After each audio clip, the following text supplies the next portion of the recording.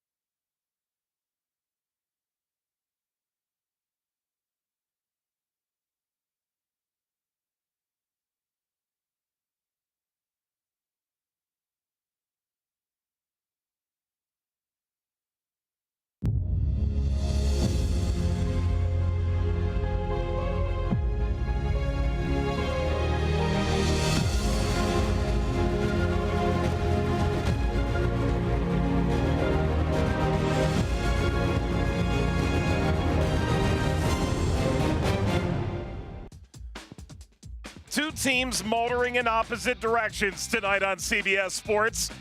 Maxi Rodriguez feels the pressure of a 6-game winless run and an attack in need of a hero in Detroit. While the Hounds are back from the brink, led by King Kenny, who's been there, done that more than any player in the championship's history. A quarterfinal playoff rematch with big stakes coming up in Hamtramck.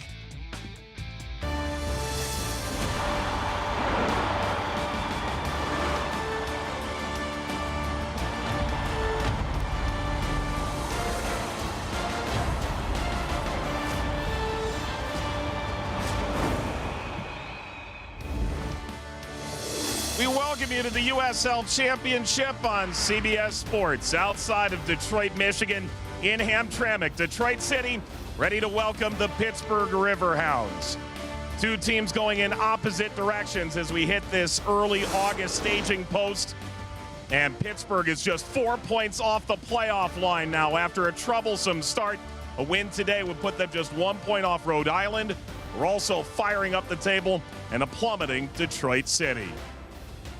And good evening, everyone. Joined by the former USL Championship striker Ricky Lopez-Espin, Mike Watts on hand. And we've got this big matchup, Ricky, between two teams in the Eastern Conference that always play to these extraordinarily minute margins. What makes the difference tonight? I think we expect this game to be tight, physical, and especially in the center of the park, it's going to be a battle. But I do think the difference, Mike, is going to be the team that produces that little bit of individual brilliance in the attacking 18-yard box. Now, as it pertains to Detroit, Danny Dicchio just trying to get this team performing at their expectation.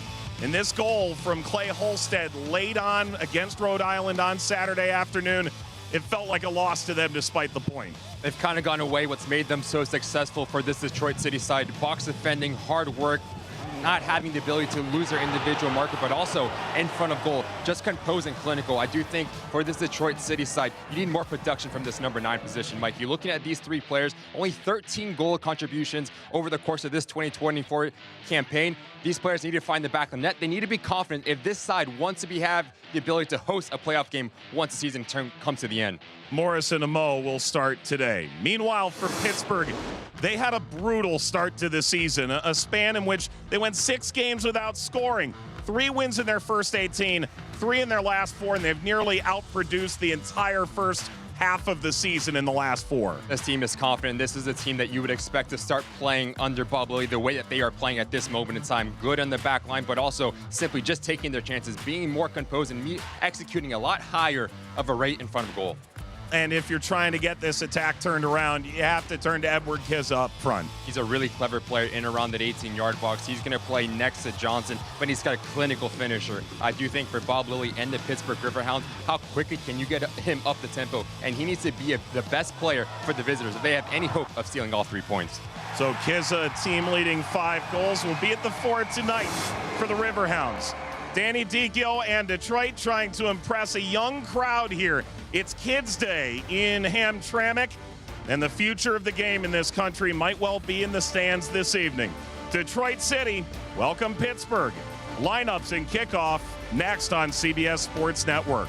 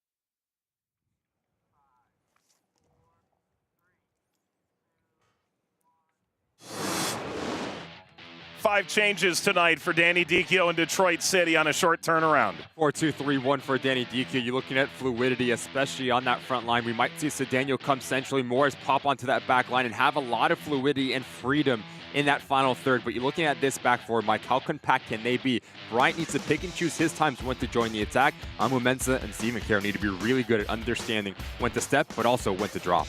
Meanwhile, for Pittsburgh, 4 changes, including Bradley Sample returning from a red card suspension. I do think for Bob Lilly, it all comes down to the center of the park. Forbes, Griffin, and Sample, how good can they be at taking the game away from Detroit City? So you let Johnson and Kizza fill in the gaps higher up the field. You're looking for Etu and Rivera to provide width, and their work rate on both sides of the ball is going to be top priority for the visiting side.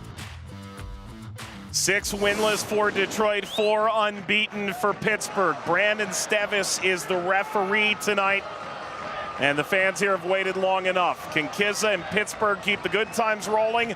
Can Maxi Rodriguez in Detroit get off the schneid? We kick off on this Wednesday night on CBS Sports Network. Detroit City hosting the Pittsburgh Riverhounds. Amu Mensah drives it away for Detroit. Off the head of a Mo and into the back line of a traditionally stingy Pittsburgh defense.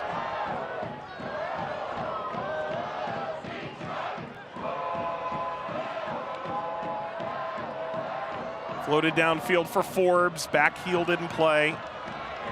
Forbes 65 assists, most of any player in the history of the championship. Manuel Johnson cuts in at the end line.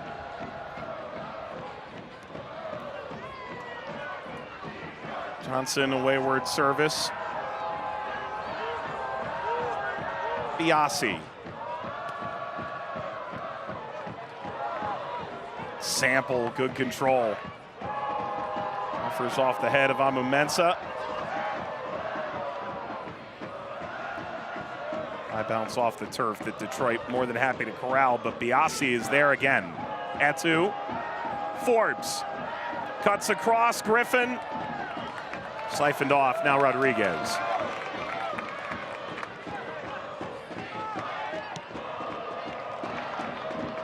And Morris runs the front line tonight for Detroit.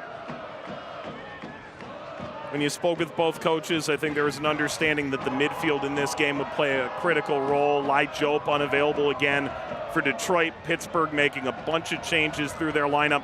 They're coming cross-country back from Sacramento. What does winning the midfield look like tonight for either team? I think for Bob Lilly, we'll start with the visiting side. They want to slow this game down, play this game on their terms. You're looking at Griffin to push a little bit higher next to Bernardo Forbes because they're going to supply the support underneath Johnson and Kizza. And then you have Sample as that single pivot, but so far 3 minutes in. Dangerous ball forward for Kizza. Will ricochet over to Steinwasser. They seem to really take this game to Detroit City, but you have to understand you cannot press a little bit too high because as you have Amo on the front line for Danny Dicchio, he can be that player that can relieve some of that pressure. On the other side, Mike, for Detroit City, you're looking at Williams and Rodriguez. Their balance needs to be spot on. As Rodriguez is going to push a little bit higher, you're looking for Ryan Williams to be that single pivot, provide security in front of that back four. Throw for Pittsburgh. Outside playoff position essentially from the beginning of the year, the side that won the Players' Shield last year. And to put it in Moneyball terms, because you could argue they are the Moneyball team of the championship. Organ donors for the rich over the offseason. League Defender of the Year, League Player of the Year, both picked off. Albert Dequa to Rhode Island, who drew against Detroit on the weekend. Arturo Ordonez to Louisville. Lopped ahead, out beyond Kizza.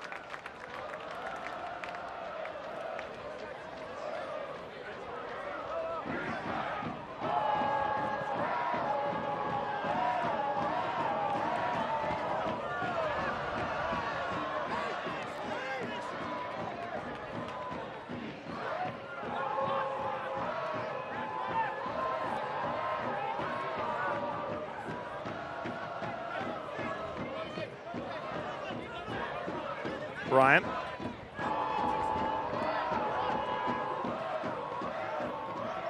And from Forbes, Williams steamrolls into the fray. Morris, now Williams. Morris about a minute in off the bench, scoring the go-ahead in the 77th against Rhode Island. When you spoke with Danny Dicchio this week, he didn't mince any words. We got to the locker room after conceding at 90+3, a real banger from Clay Holstead. Said it looked like a loss. It was really quiet in that room. So now what does the reaction look like for this Detroit City side, especially here at Keyworth, where they've traditionally been so good? I do think the first 15 minutes taking the game and really testing this back line for the Riverhounds is going to be key for the home side. Biasi. Etu. The give and go. Etu trying to race around Villanueva.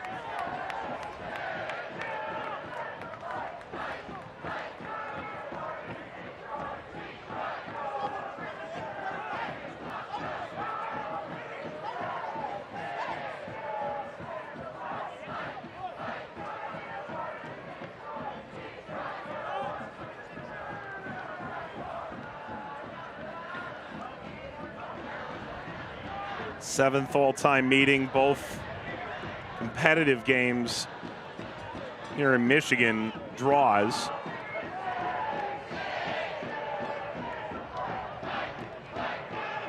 Teams met on April 27th in Pittsburgh. It was the initial rematch from the Eastern Conference quarterfinal.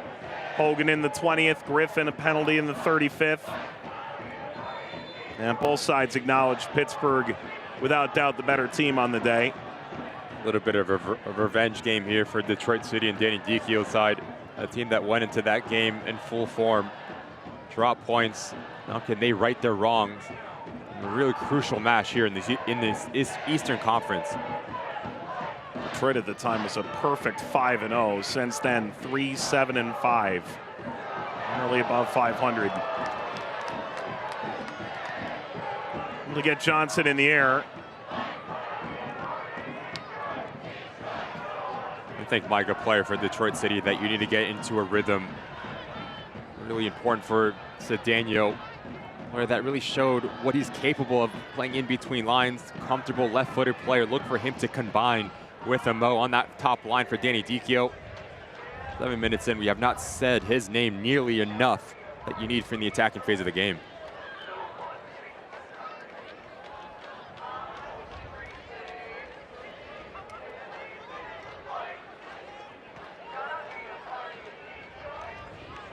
Morris came deep to retrieve. Amo.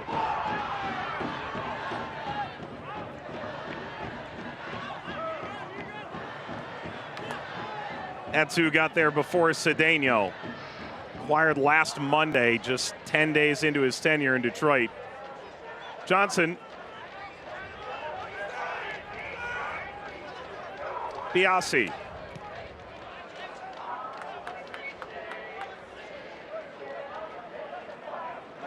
Suber. His 14th start, he's made himself unplayable in the back. Long ball over for Forbes. Carroll went in. Strides alongside, Forbes retains.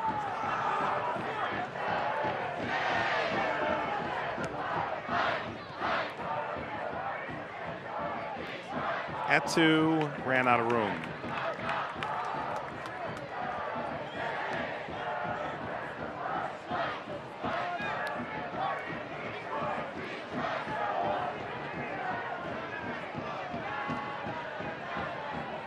It's kind of funny, changes already mid-season at multiple clubs. There's a brief snippet of time where some fans outside of Pittsburgh started to wonder, Bob Lilly lost his touch. Could he possibly get fired in Pittsburgh? They went 11 games without a win in all competitions, and here they are 4 points off the playoff line. Been shut out 11 times. They've scored 10 goals in their last 4. Bob Lilly looking for career win number 400 tonight. He's piloted Pittsburgh right back into contention. Incredible, isn't it? When Bob Lilly has year after year the ability to dip into his players and get the best out of them in terms of the confidence and performance once they walk over that white line. It was not a matter of if, it was a matter of when they start to click. That's a great ball here. Johnson. Tries to wiggle by Villanueva. Attu hangs the cross. Further by Rodriguez. Johnson there. Trying to get end line. Met by Cedeno. Corner to Pittsburgh. I think the mobility of Johnson can really cause some issues for Detroit City. He likes to make these runs down the channel. So now if you are Amumensa and Stephen Kerr, the two center backs, passing players off and communicating with your outside backs is going to be really important to understand where Johnson is at all times. Bernardo Forbes to take the corner for Pittsburgh. Game 285. Most minutes, most assists, most appearances in league history, all under Bob Lilly. All into the 6, met by Detroit. Forbes. Biasi. Amo got, I think in multiple ways, the wrong end of that. And you really hope that he just got the wind knocked out of him, but I'm not sure he's quite so lucky.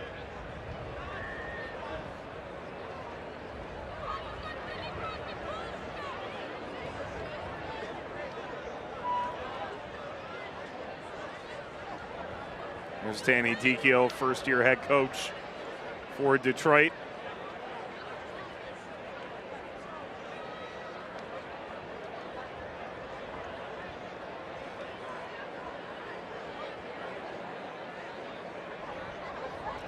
standing there is well aware that just get as long as you need for this. Just unfortunate. Melvis Amo tries to make himself as big as possible.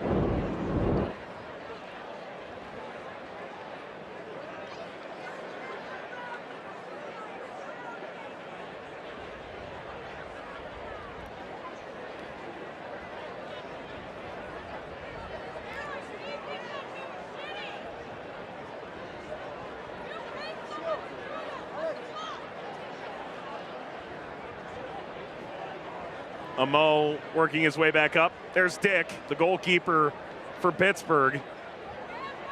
Makes his 11th league start this year. 29-year-old native of Kansas. Spent the last couple of years at Minnesota United.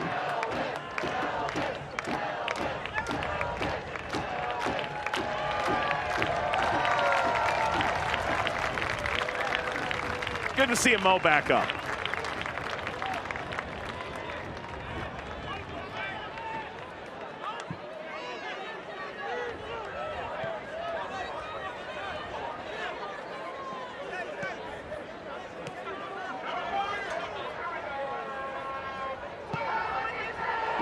Biasi.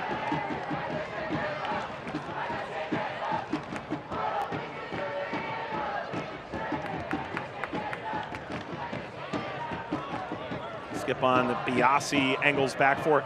Look at Etu essentially playing as a defender and Biasi sweeping all the way over to the right side. This is a shape-shifting Pittsburgh team. It always has been.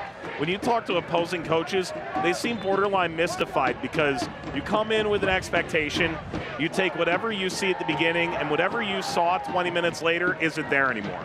I mean, Bob Lilly has the ability to fluctuate in and out of formations as they see fit. And it just tells you how, I don't even IQ his players have to be to play for him, because they understand their roles no matter what formation they're putting out into the field. Etsu understands when he needs to drop in and also when he needs to come century to create an overload. I think he's going to be a really important outlet here for the Pittsburgh Riverhounds.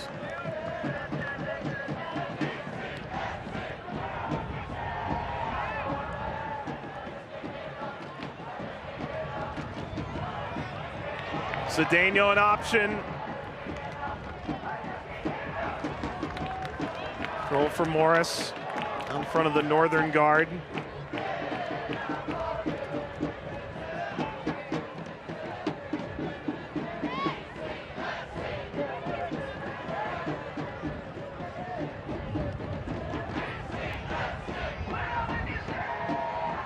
Had the ability to speak with Bob Lilly. We talked about that game in Sacramento. They picked up all 3 points from a goal from Kids, and he said, look, we actually started the game very well, and that helped us get into the confidence in the rhythm that we needed.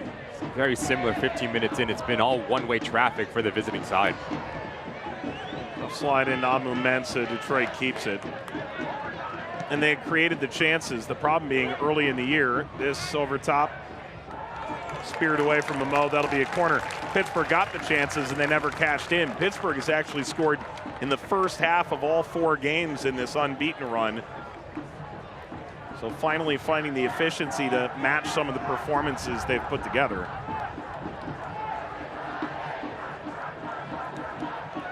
Not often a player arrives and within 10 days takes over the set piece taking. Seal Cedeno is him. Trying to get him fully fit. Consistent minute getter in Oakland. Maybe playing the full 90 quite a bit down the stretch here in Detroit.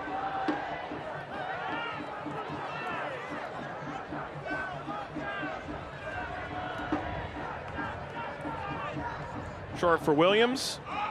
Cedeno came available. That's a foul. Could well come with a card. You bet it does. Needs to be frustrating for Danny Dichio. Attacking set piece results in one of your attacking players picking up a yellow card. Just not clean enough here from Ryan Williams, as his first touch lets him down. Now he's lunging at this ball. Gets the weight all wrong. Denial of a transitional moment for Cedeno, and he sees himself into the book.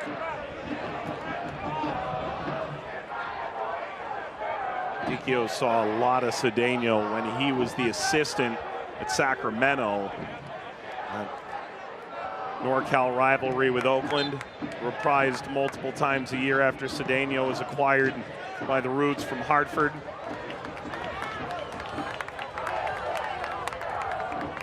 I'm a little blown away by that stat. I really am.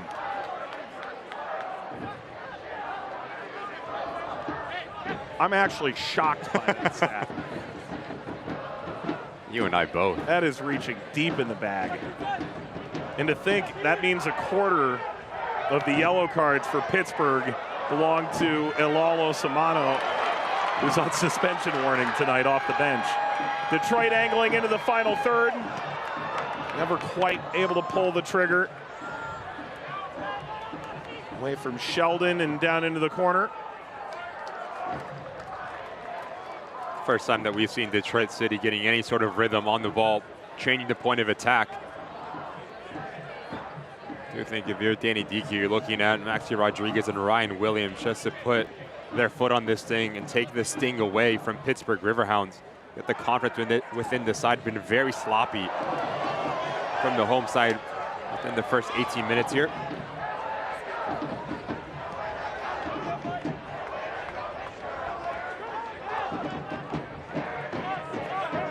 Michael Bryant.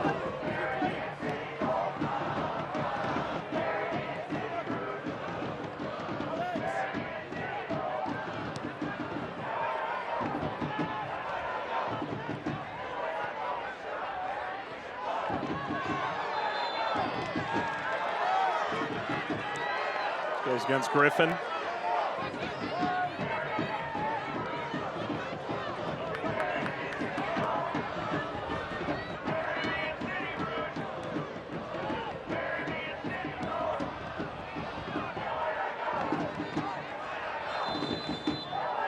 Offside.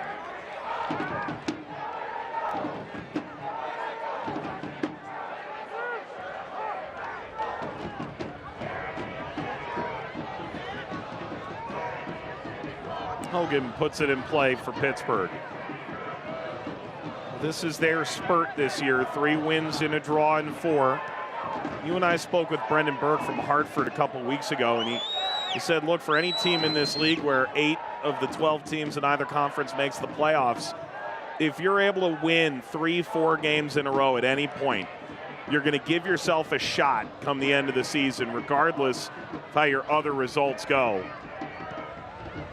And Detroit with their 5-win start, Pittsburgh with this 10-point and 4-game spurt. Both have sort of had that moment.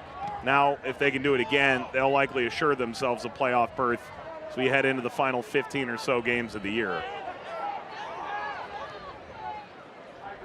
Griffin upfield, Johnson usurped by Maxi Rodriguez, who's playing deeper again today.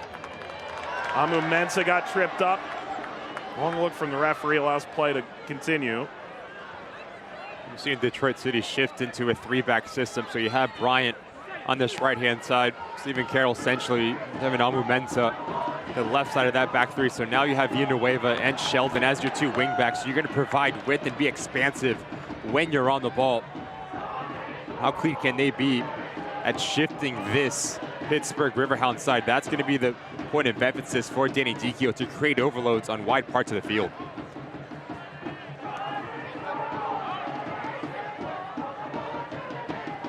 Bryant.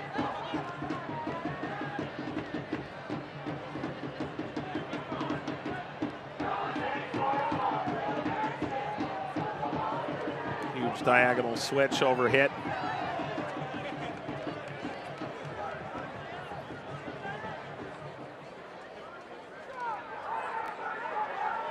Detroit was in that top 4. That's their goal this year. They won a home playoff game for the first time in the championship, Keyworth Stadium here in Hamtramck.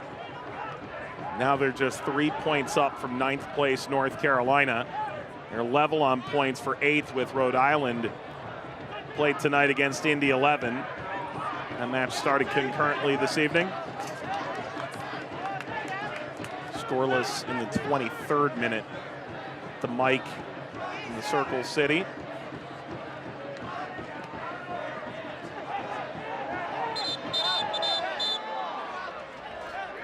Collision of heads draws a stoppage in the 22nd minute now.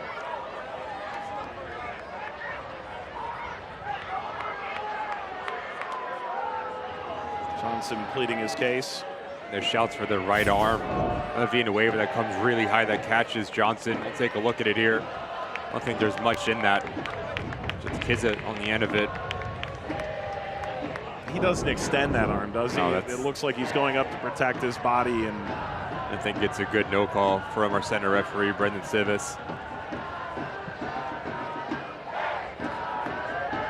But these two players on the front line for Bob Lilly, their work rate to battle for 50-50 balls, but also just to ride the line and provide depth. It's been really pleasant to see.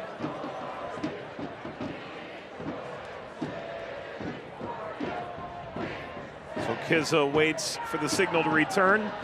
We can tell you if you can't watch the match, turn on Sirius XM FC 157. It's North America's only 24/7 source for engaging soccer talk, including USL All Access. Tuesdays at 8 p.m. Eastern. Plus, hear live matches from the USL, MLS, Premier League, and more. It's all on Sirius XM FC 157 and the new Sirius XM app. Louisville coach Danny Cruz on with Devin Kerr and Joe Malfa this week. Last week it was Danny Dicchio from Detroit. Interview you can go back and listen to on the app or watch the video version on the USL YouTube page. This match tonight also airing on Sirius XM FC. So hello, wherever you may be.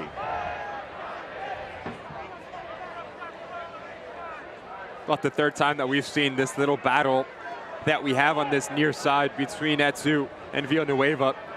So how do you pin back the opposing wingback to make that line of five? That's going to be really important for either side, because if you do that, now you have the ability to play in between lines in central locations. And so far, Villanueva has been really good in terms of his positioning. Cedeno, back post run! Beyond Amu Mensah. You saw him curling back there, and if the ball had just a little more length on it, Amu Mensah's putting that right on deck. It's the right movement. Just needs to start a little bit earlier from Amu Mensah. As he's peeling across, Cedeno just a tad bit early and overhit it. You just see the quality from Cedeno on that left peg.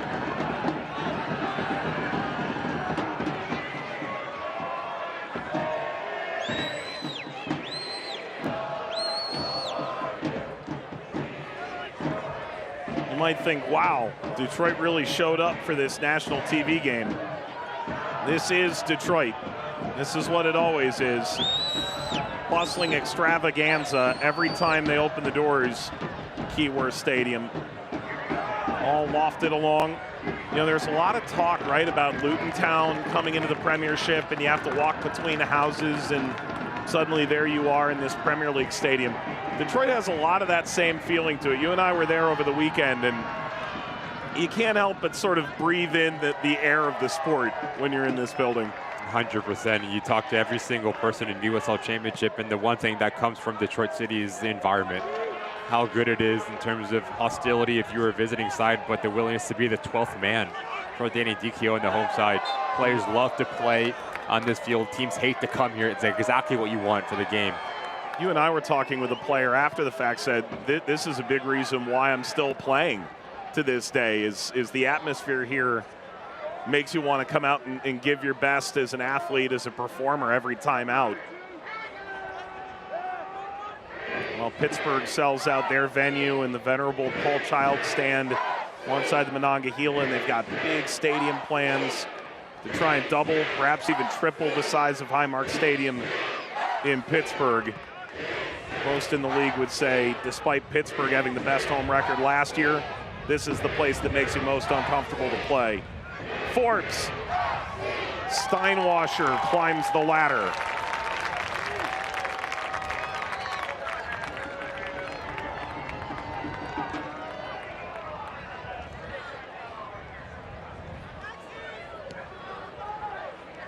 Truly remarkable. And make no mistake, the fans built this.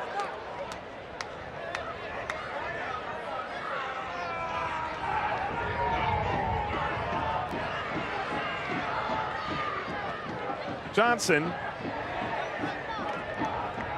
This will be a goal kick.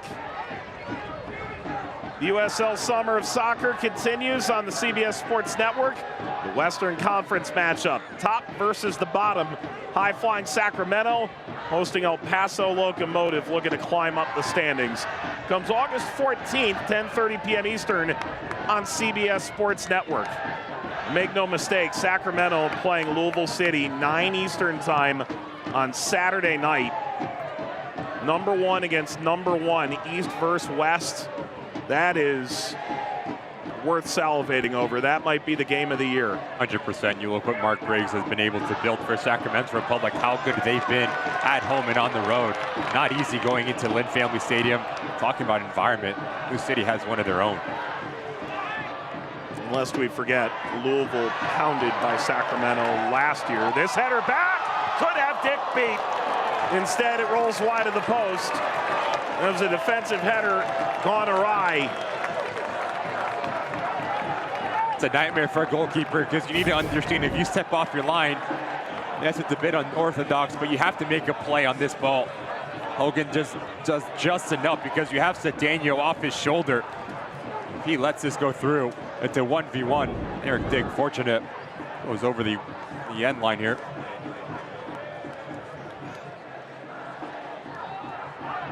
Corner to the top of the box, slashed high. That did, in fact, take a deflection. And Ben Morris letting loose after scoring late against Rhode Island. Almost executes it to perfection as everyone for Detroit City goes to crash the goal line. Now you afford Ben Morris just to step into it, 18 yards out. He hits it well. Slightest of deflections from Rivera, puts it up and over the crossbar. Fantastic set piece.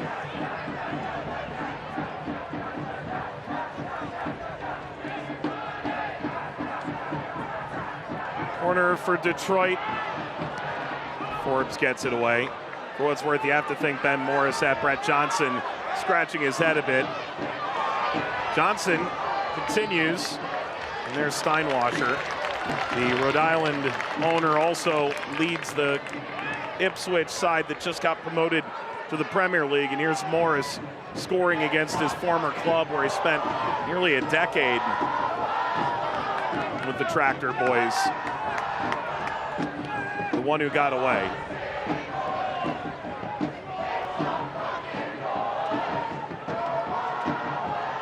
Rhode Island got their revenge. Goodness, did they get their revenge. 90+3 on Saturday on CBS. Saw some really well-taken finishes, first from Ben Morris and from Clay Holstead. Some fantastic atmosphere there at Keyworth. Morris almost scored from the halfway line. Could have put it away, too. Goal of the year that goes in? Yeah. I agree. I don't want to say early days when everyone's played 20 games, but it takes something pretty special in the last 40% of the season. Outdo that. Slipped ahead for the aforementioned Morris. And steadying is Griffin away from Cedeno. It's a lot of company from Sheldon. Just need to figure out the spacing higher up the field. Too many times Cedeno, Amo, and Morris are just occupying the same sort of real estate. You want to be expansive when you're on the ball to open up this Pittsburgh Riverhounds back line. And you're about 5 yards from each other. It makes life very easy for Suber and Hogan just to step in and deny the attacking phase of the game yet again. And that's going to be the next step in the progression of Cedeno understanding his role within this Detroit City side.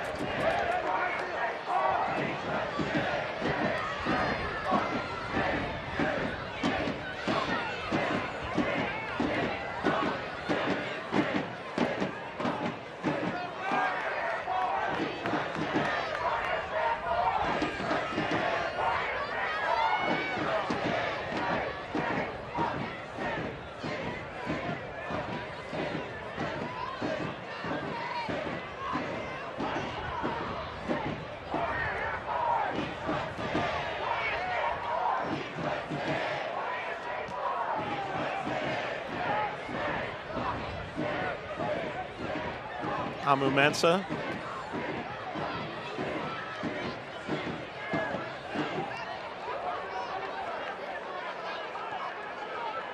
Morris. Cedeno. Oh, just broke apart. There's better spacing there as Ben Morris drops in. Now Cedeno needs to play a little bit more central. You see they can find success when they draw in, whether it is Sample or Griffin. Because as you have Elvis Amo, he's pinning back the center back, so that little pocket of space in the central location is a side that Detroit City can really exploit, as we see Elvis Amo going to the book from a rash challenge.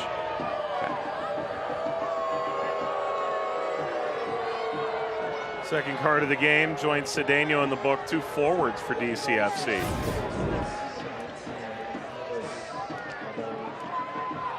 Danny Griffin just a bit quicker. This time from Elvis Amo, it's the right leg that gets him in trouble to clear foul, clear contact.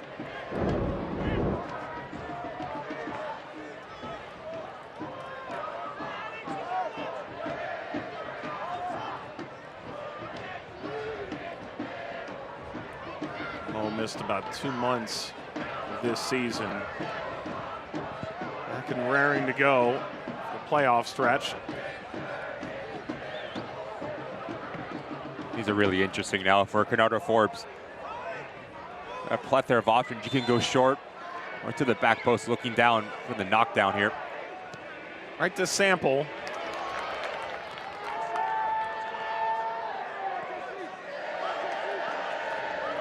Sample again, sent off late against Loudon 2 games back. Drop that in. Really picture perfectly.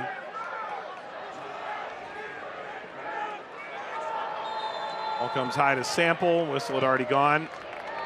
It's deflected by Carroll for good measure.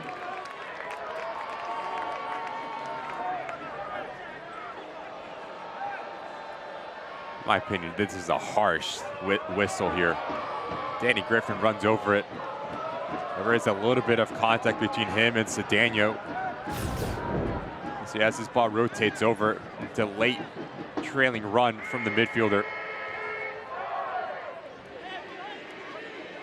Bit of a head scratcher there.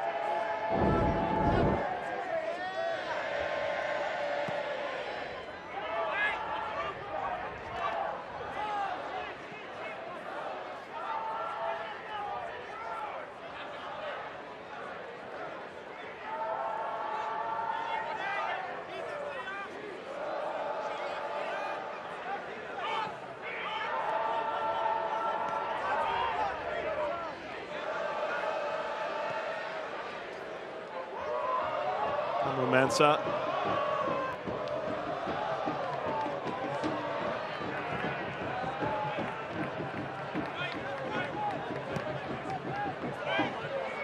Ball dropped off for Morris. Morris through a Mo! There's the save by Dick. Screaming off his line in front of the brick wall. Perhaps a good omen for the Pittsburgh netminder, who had a strong week against Sacramento. Best chance of the game by far comes about 35 minutes in. Maybe there's more here for Detroit. Sheldon.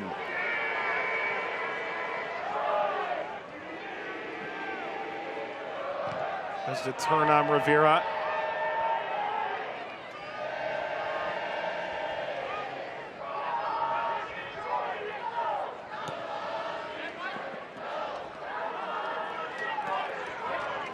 Villanueva.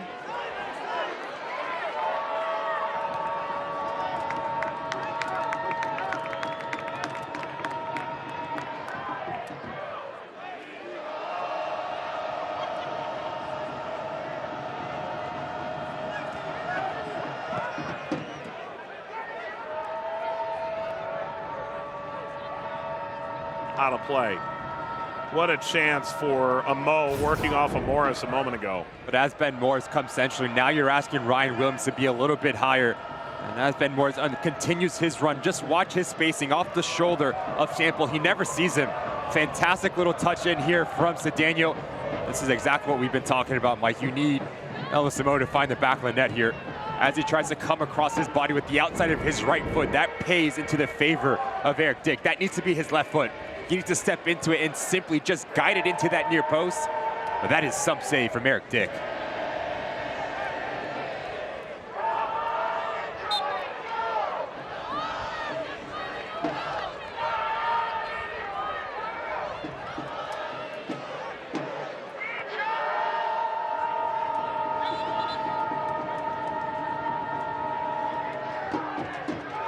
Ball placed by Maxi Rodriguez, 21 in the Rouge. 9 games without defeat this year in which he's recorded a goal contribution. You'd have to go back 2 years to a game in which the Detroit City midfielder scored and Detroit failed to win or advance the game in which they were playing. Ball dropped in over the top for Kizza. Kizza brought it down, spun around like a top. And eventually Kizza bashes into Sheldon. A little bit of a glimpse of how explosive Kizza and Johnson can be once this ball gets turned over quickly, running off the shoulder of this back line for Detroit City, especially when you have Bernardo Forbes pulling the strings. Understand, if I just put it out in front of them, I can let them run onto it, but this is fantastic recovery defending from Detroit City. First it's Michael Bryant, then it's Matt Sheldon.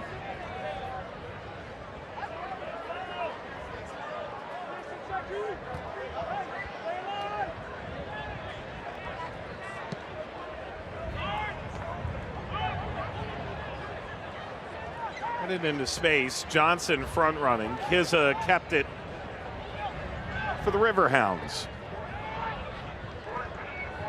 Griffin at 2.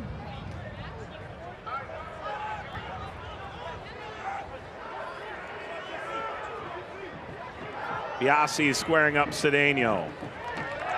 And Detroit wins the battle.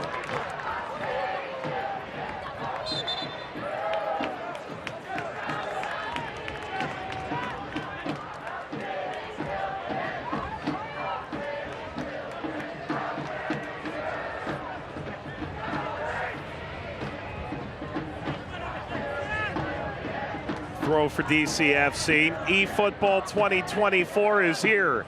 Live your dream, rep your team. Play as your favorite USL Championship club. eFootball is free to play. Download now.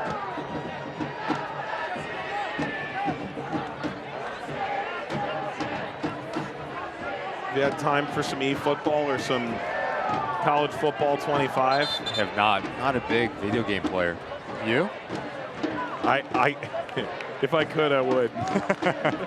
Xbox or PlayStation? PC. I'm kidding. No, okay. I'm very much a PlayStation person.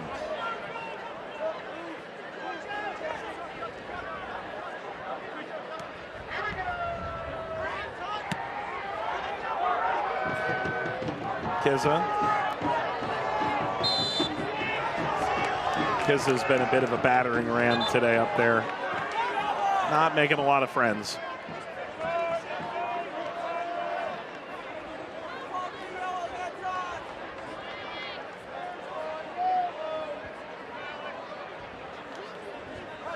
Majority of Kizza's actions have been through the physical play. Player that has 5 goals, 1 assist on the season.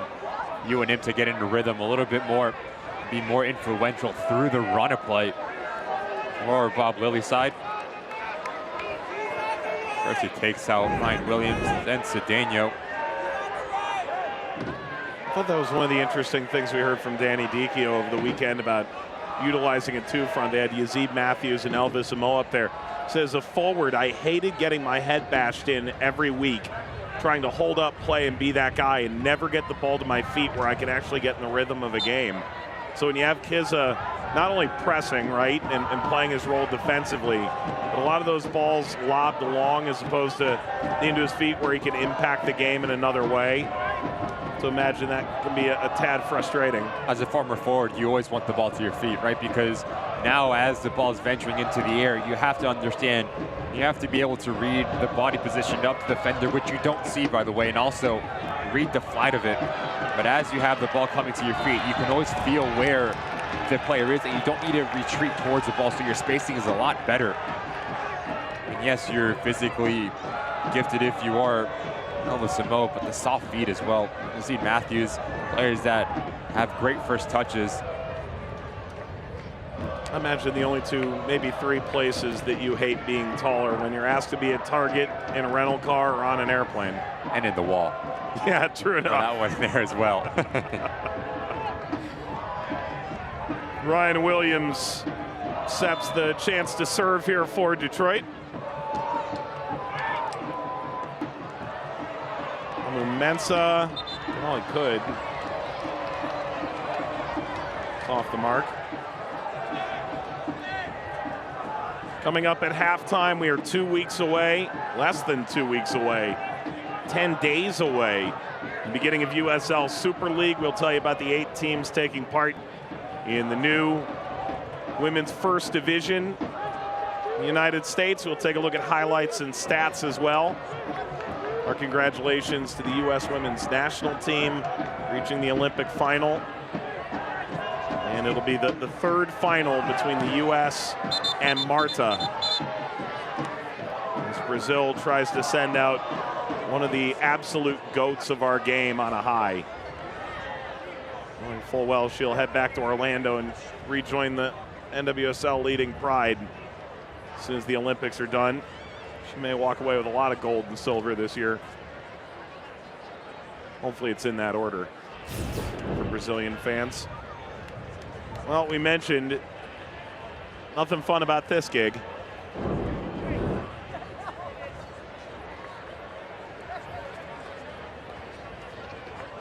Elsewhere, good news for both these teams. Sebastian Guinzotti has scored for Indy 11. And Rhode Island now trails approaching halftime. Rhode Island level on points with Detroit for 7th or 8th place. Pittsburgh 4 points off that pace coming into the night.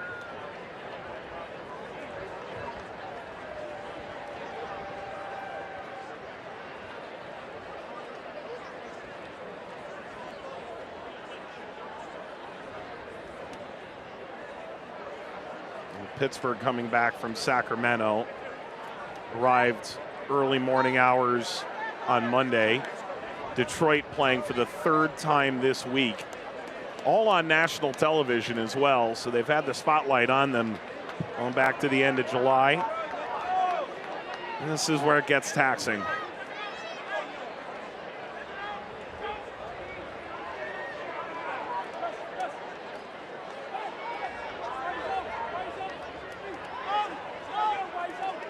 And neither of these rosters really have the ability to say, well, we're going to make 11 changes now.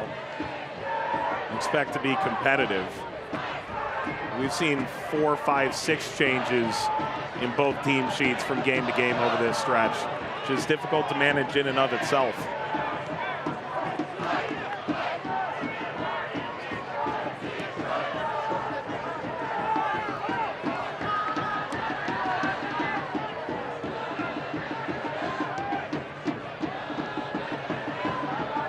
Sun setting here in Detroit. Home side looking to find the go-ahead into Amo. Amo turns, fires above the bar.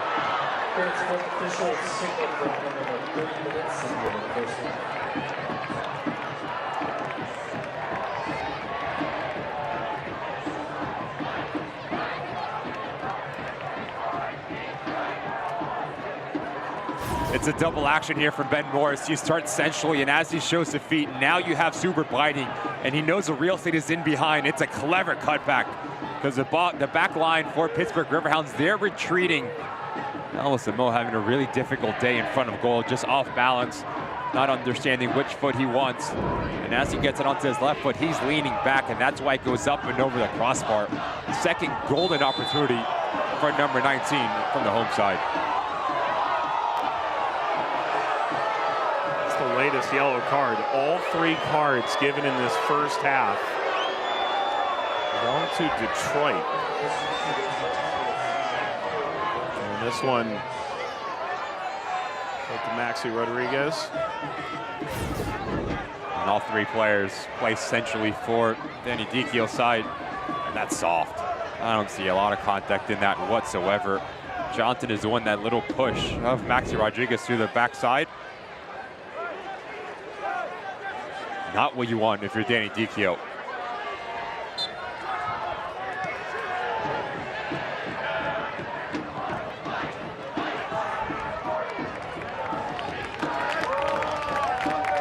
Play.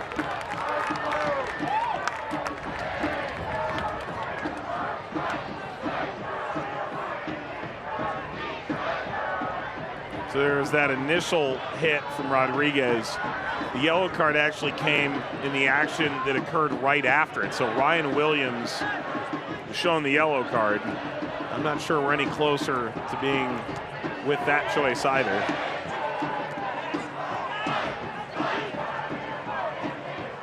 Nevertheless, Pittsburgh without a shot with a minute remaining in stoppage time in the first half.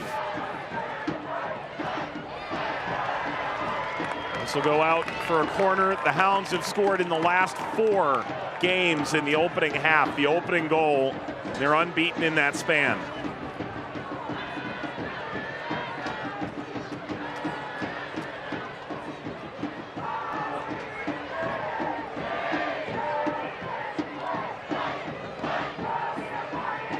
A lot of good things in the first 20, 30 minutes. Detroit has started to repel them. The Riverhounds find something off the set piece. Forbes, off Carroll. Morris did not save it. Another corner. This might be the last action of the first half.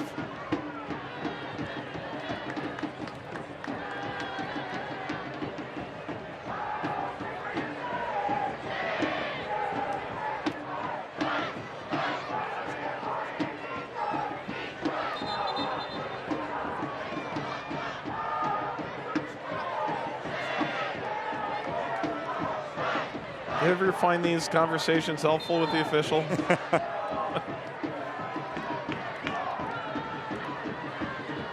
Forbes. Instead of another corner, it will be halftime in Hamtramck. And it is scoreless between Detroit and Pittsburgh. It's what we've expected. It's been tight, it's been physical, it's been a battle. No team really imposing their identity on the opposition.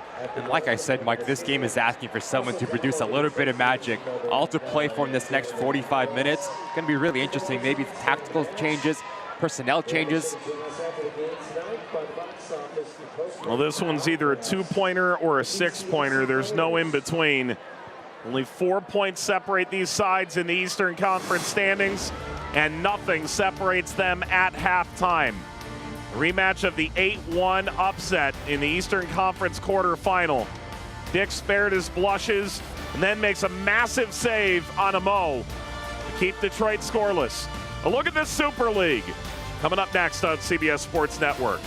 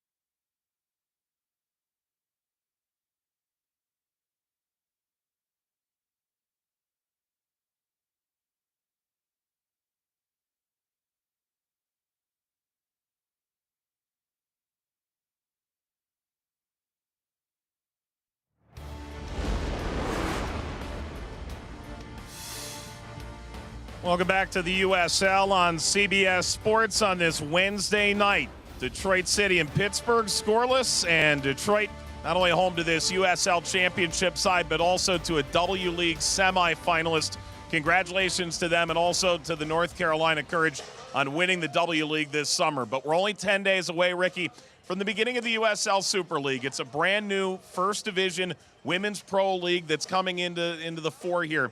You were part of the USL League One when it launched in 2019. What stands out to you as memorable from that experience? I think it's not very often that you're the first to do anything in life, let alone in the world of professional sports. So for the Super League to come into play, it's going to do a world of good for the growth in this country, and it's all hats off to USL. All right, how about we show you the 8 markets that will get Super League soccer kicked off here in less than 2 weeks' time. From New York City and Brooklyn FC to the Cotton Bowl out in Dallas.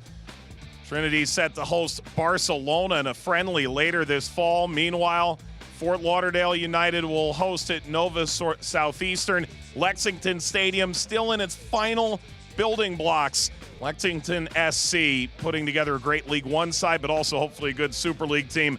And how about the work done by Tampa Bay Sun? They'll be playing on the riverfront down in Tampa.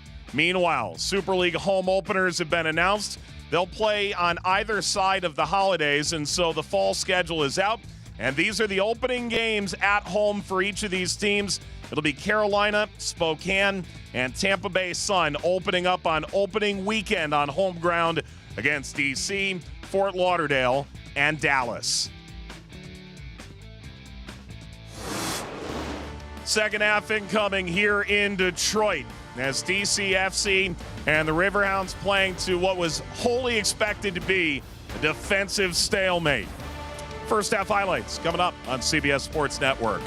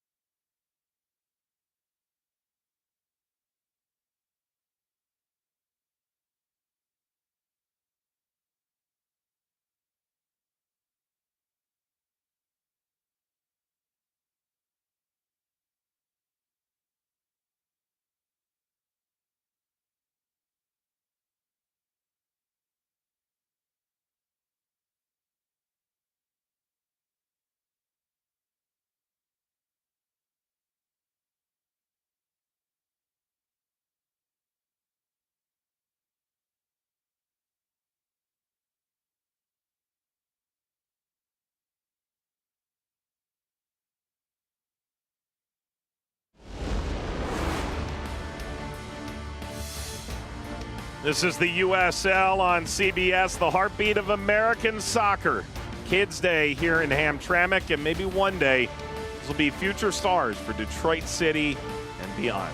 Mike, Ricky, let's get you caught up on what's occurred in this opening half in Hamtramck. And, well, Eric Dick nearly on the wrong end of a defensive miscue in the back off this elongated header. A little bit of confusion between Hogan and Dick. But you have to make a play on this ball if you're the center back, because you have Cedeno making a run off the shoulder. Fortunate enough for Eric Dick, goes over the end line, not the goal line. As we continue on into this first half, fantastic set piece. It all comes down to the movement before the ball comes to Ben Morris. Everyone tracks towards that near post, and what that does, that pulls out every single player. For a Riverhound player, Ben Morris just pulls it a little bit wide after of a deflection, and this is the best movement that we've seen from the home side. Off the ball movement, whether it is through Ryan Williams, Ben Morris I thought was fantastic as well, and Elvis Amo, you need to find the back of the net. As he has a movement off of Subert, that needs to be with his left foot. But just look how quickly Eric Dick comes off his line to make himself big.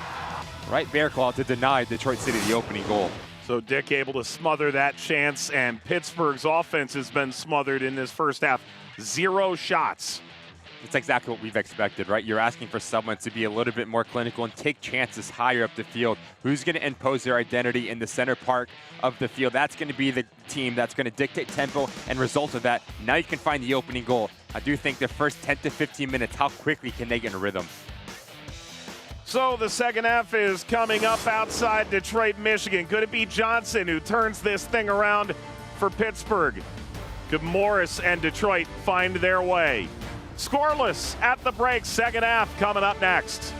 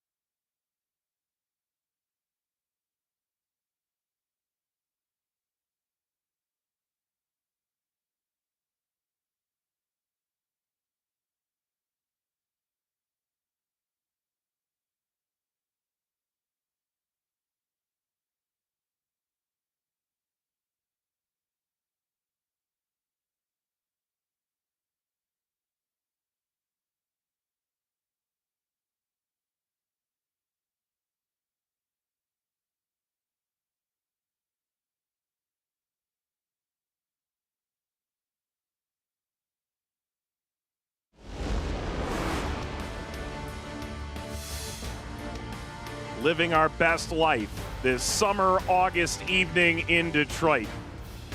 Grab a drink, take a seat. Second half coming up between Detroit City and Pittsburgh Riverhounds.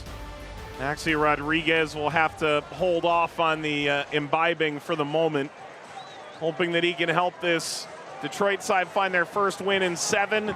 Pittsburgh tries to keep a 4-match unbeaten run alive, underway in the second half in front of a capacity crowd at Keyworth outside Detroit. I suppose you could say inside Detroit. Hamtramck is actually entirely surrounded by the city of Detroit. I walked out of Michigan this past weekend with more fun facts about Hamtramck and Keyworth Stadium than I knew existed.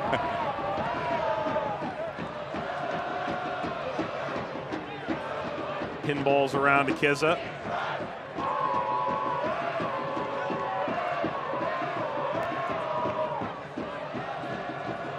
Sample.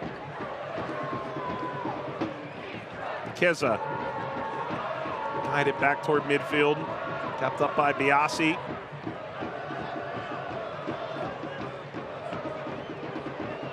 The ball threaded in. Laced across toward Kizza. Johnson again. High Sample. That's blocked. And a much more aggressive start from Pittsburgh. I don't know that you can give the exact verbiage that Bob Lilly used in the locker room, but I think you've got a good idea. Press all the right buttons. This side already a minute in. You just see playing at a different tempo. That last instance, Stephen Carroll flawless in his positioning because you have 3 Riverhounds players trying to get on the end of that ball. Watch out here. Williams. Griffin came away with it. Because of all the changes the last week or so due to match congestion, both benches are actually really deep tonight.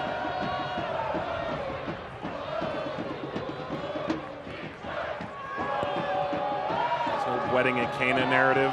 Who saves their best wine for last? Isaiah Sterling, Robbie Mertz, Langston Blackstock among the attacking options for Pittsburgh tonight off the bench. For Detroit, Yazid Matthews, probably the headliner. Murphy in midfield. Or they are without Victor Becerra, a late scratch in the 18 for Detroit this evening.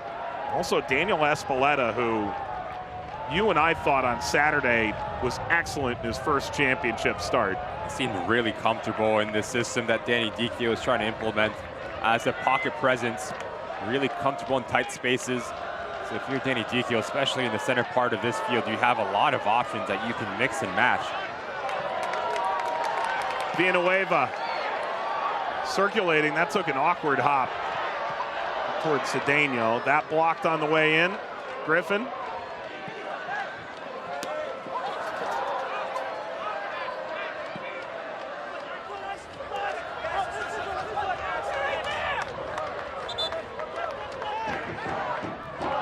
I think a message from the Detroit City head coach is you're going to want this man on the ball a little bit more to be influential, whether it is higher up the field with that final action, but just pulling the strings and dictating tempo. Maxi Rodriguez, 7 goals, 3 assists on the season. He is your special playmaker. At the last 2 games, we've seen him play as a pivot. Danny Dicchio wants him to be part of the build-out. Forward for Morris. Free kick, Detroit. And over these last 2 games, been really impressed with Stephen Carroll, the ability to read the game. Saw moments ago how good he was in his positioning within the box defending. Now just beats Johnson into it. He reads it first, quicker off the line, and more importantly, with the set piece for his side higher up the field.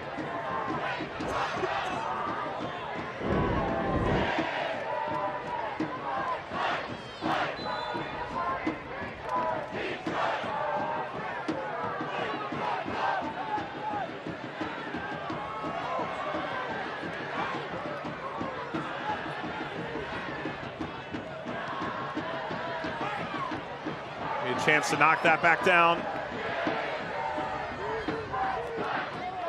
precisely what they achieved. Pittsburgh was wise.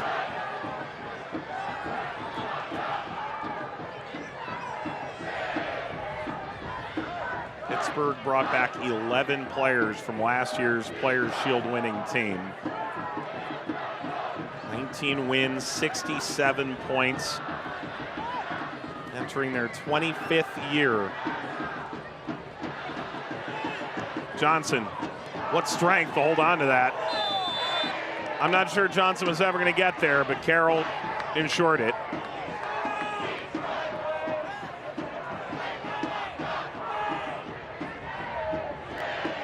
Exactly what Brendan Sevis is pointing at. No yellow card because the ball's gone. But really clever from Johnston. Knows he has every single player beat for pace. Push it out in front of me and invite the contact.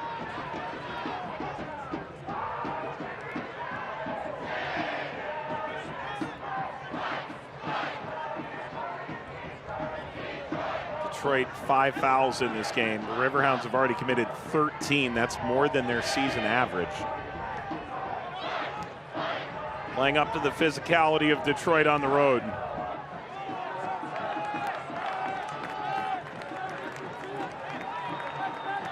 Ricky, you're familiar with this, right? Whether it's Keyworth or Highmark for that matter, they're not the biggest field surfaces. You're playing on turf. It almost invites a more combative game, in part because, and we've talked about this, playing on smaller pitches as a forward, every stride you take, you've got someone within touching distance, essentially. Into the width here for Pittsburgh. Johnson arriving, firing. Carroll claiming that that is a throw. It is.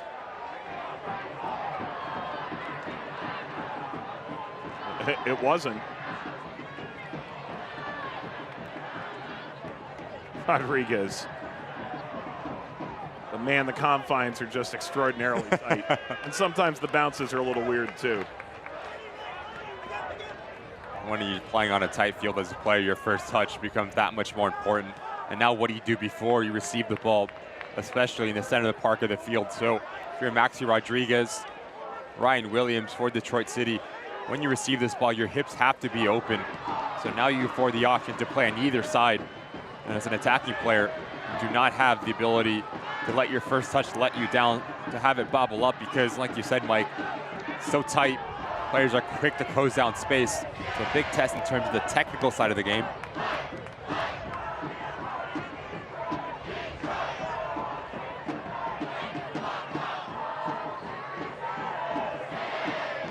Rodriguez able to dictate a bit more. This is Detroit at their best. Rodriguez dictating, and then Amu Mensah unafraid to come off that back line.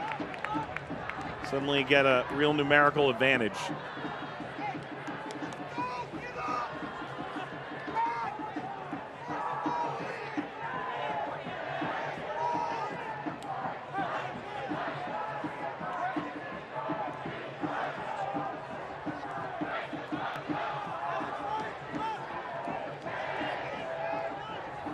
.399 wins for the venerable Bob Lilly. In Hershey, Pennsylvania, north of Canada, Montreal, and Vancouver.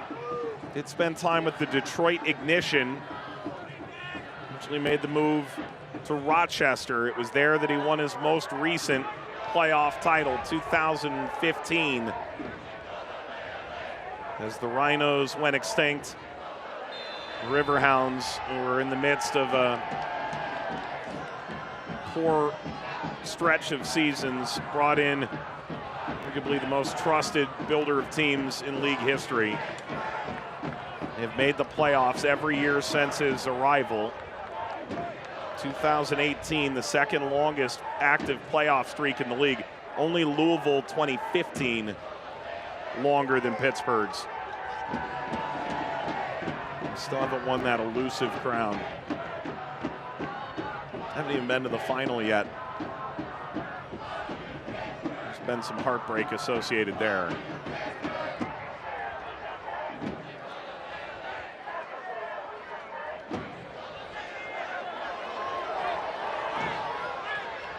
Big winding diagonal met by Rivera. Exactly what I'm talking about, body position. When he receives this ball, it's his first touch with his left foot. So now with the second touch, you have the ability just to spray it over 50 to 60 yards.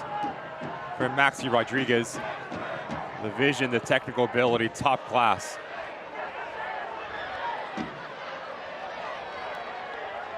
Corner.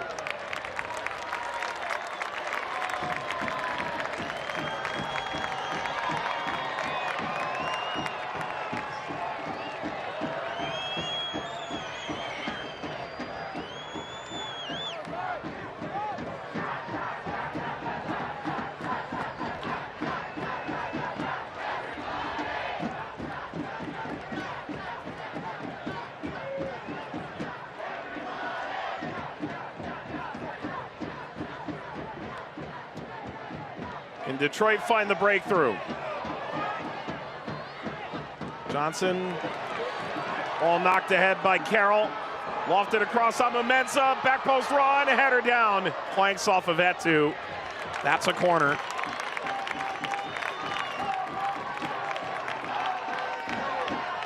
Quick restart for Detroit.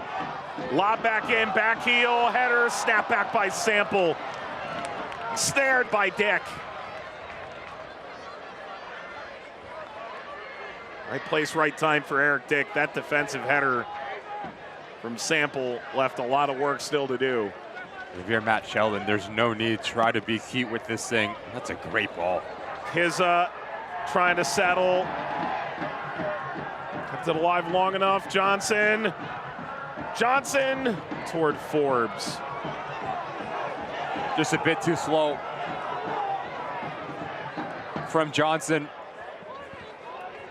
There's some conversing going on between the referee and the AR. They'd signaled for a corner, now a goal kick. Because you have options. You have this overload through the overlap on this near side. And then you also have Kizza, but this is some ball from Rivera over the top of Stephen Carroll. And as Kizza does really well to draw in Michael Bryant, you overlook it, but that second touch needs to be a little bit higher up the field to create a little bit of separation from Johnson.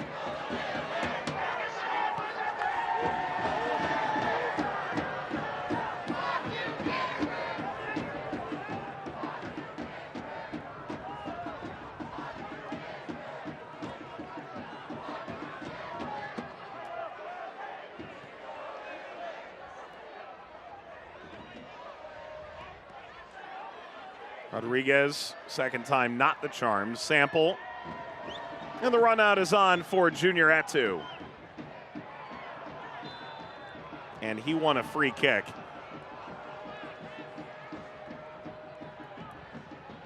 Crashed into the wall.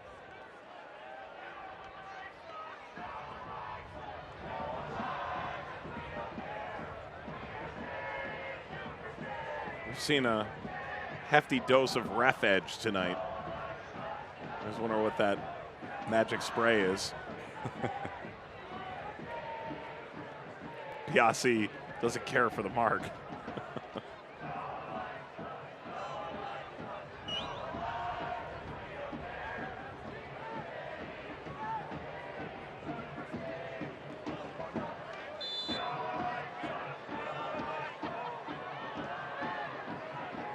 Griffin.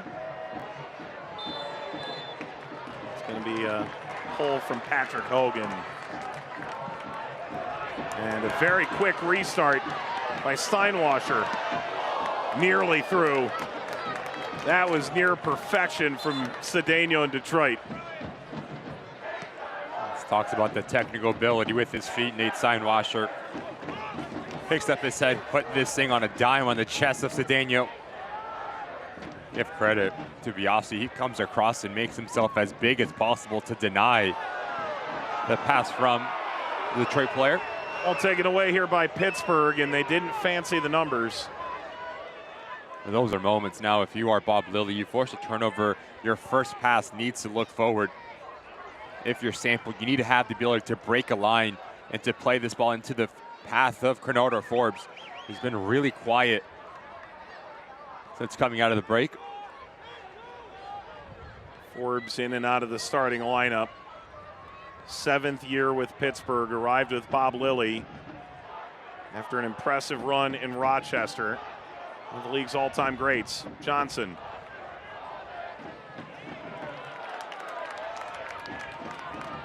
Rodriguez. Amo sprints onto this. Suber backed in with him. Ahead from Morris. Sliced out by Hogan.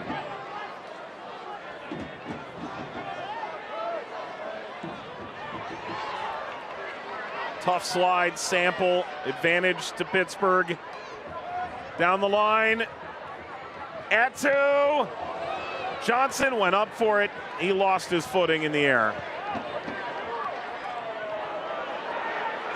Griffin, upended free kick, Pittsburgh.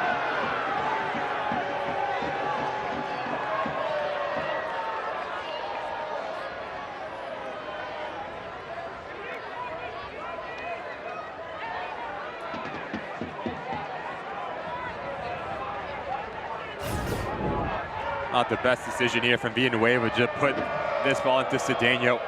We talk about technical ability, just a bit too casual from front to back for Detroit City. Danny Griffin's there before Matt Sheldon. Worth noting that is clearly outside the penalty area. 100%. That's going to be frustrating for Danny Dicchio. Taking too many touches on the ball, so deep in your defending third now. Really interesting set piece for Conrado Forbes to stand over it. A nightmare for Steinwasser to deal with from this angle. 3 in the wall, including Amo. Forbes 7 times named to the all-league teams. He stands there with Griffin. That's a lot of pushing and shoving. Stevis gives the go-ahead. Conrado Forbes went for goal, bobbled, and now Steinwasser latches on with all his might. A lot of pushing and shoving. Steinwasser is high. And Hogan does not know best. He's in the middle of a potential melee. Johnson getting pulled away.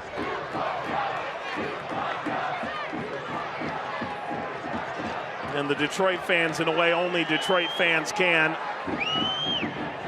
have their words as well.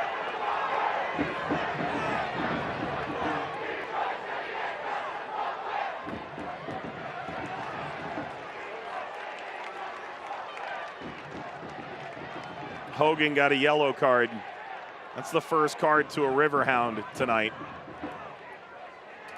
Despite the fact they've committed nearly twice as many fouls. And it's the right idea here from Conrado Forbes, especially with the traffic oncoming to Steinwasser. You aim on target, you see what happens. A little bit of a spillage, so now Patrick Hogan has every right to go for this ball, but the only thing that doesn't matter, Steinwasser has secure control over it, and his teammates do not take kindly to that. When he's saying that as Hogan kicked for the ball, he got him in the head. I think Hogan is arguing that his leg got wrapped up in the arms of Steinwasser as he was holding onto the ball. First subs of this game belong to Pittsburgh. Rivera comes off. They bring in the electric Langston Blackstock.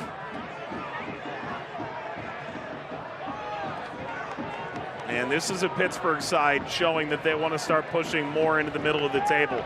Keziah Sterling in off the bench as well. And Emmanuel Johnson's night concludes.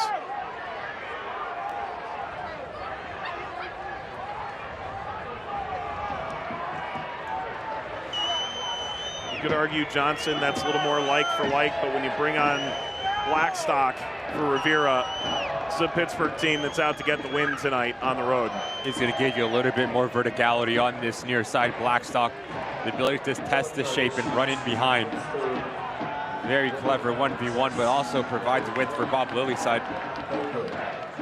Like you said, Mike, very attack-minded subs from the visiting side. Will not be surprised if we see Danny Dicchio dip into his bench as well. You bring in James Murphy, then you push Max Rodriguez a little bit higher. A lot of options. Hunter Rutz can play into that pocket as well. Yazid Matthews can be a big body. Espeleta, we talked about him. It'll be very interesting to see what the manager for the home side has up his sleeve. Yeah, no Victor Becerra tonight. Jope remains out. Jope, a regular starter. Becerra, one of the leaders off the bench. 3 goals in 550 minutes.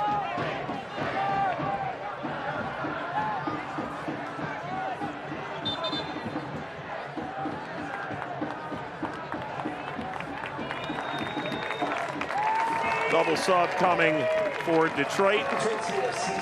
Reese Williams in off the bench. Amo replaced by Matthews. And at number 2, Reese Williams. Mo was on a yellow card. 23, Cedeno's third start with Detroit ends after 65 minutes. By the way, there is a Reese and a Ryan, which is why you saw RY and RH throughout the game on our scorebug to delineate the two.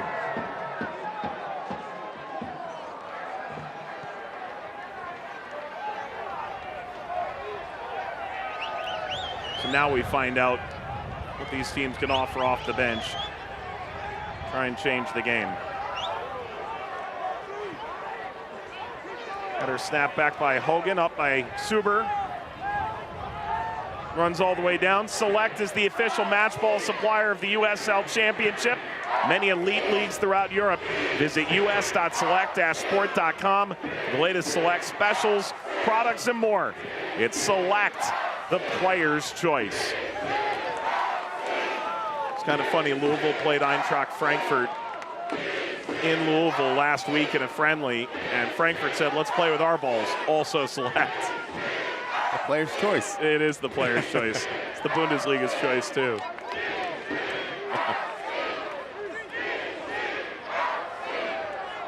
Looking at this personnel change for Detroit City.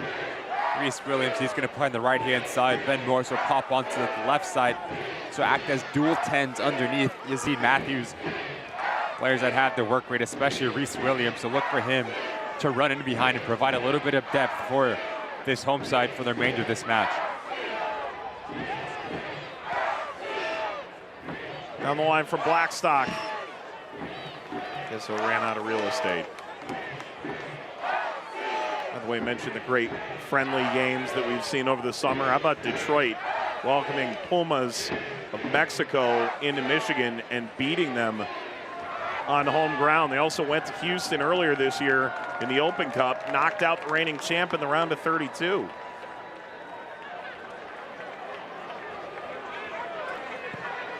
That Houston win brought Tonight Show fame to Detroit City.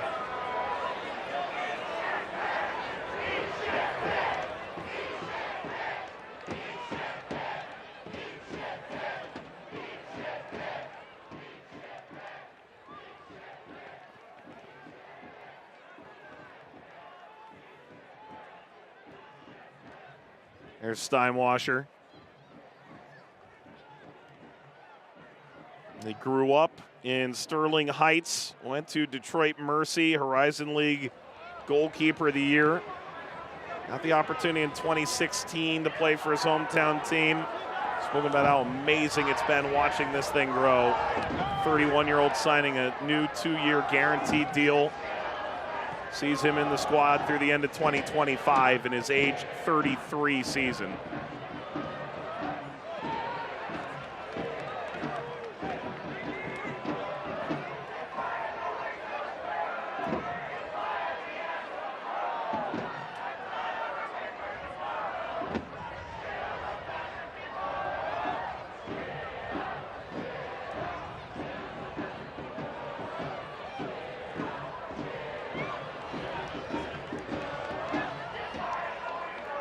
Quickly in from Biasi. Atu came up short. Matthews prods it down. Griffin. Sample.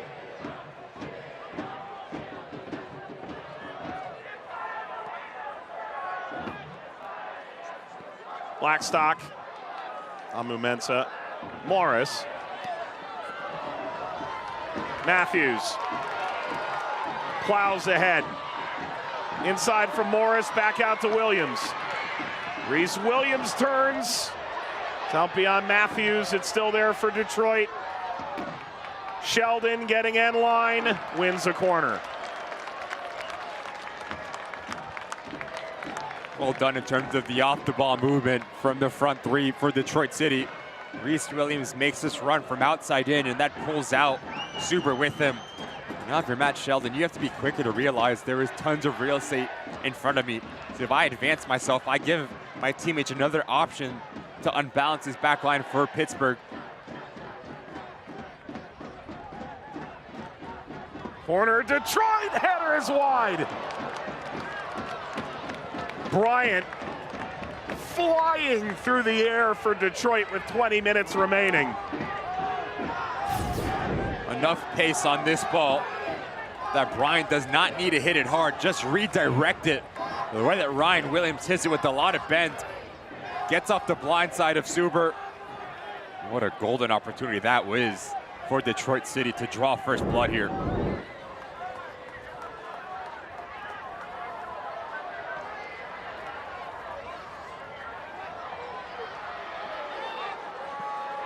Griffin elevating, Amu-Mensah circulates for Detroit City. Only 3 points up off the playoff line, only 4 points ahead of Pittsburgh in 10th. Top 8 make the postseason. Last year, Detroit was the 8, Pittsburgh was the 1. Dominic Gasso was the hero in the final 20 minutes to shock the Players' Shield winning Riverhounds in the opening night of the playoffs.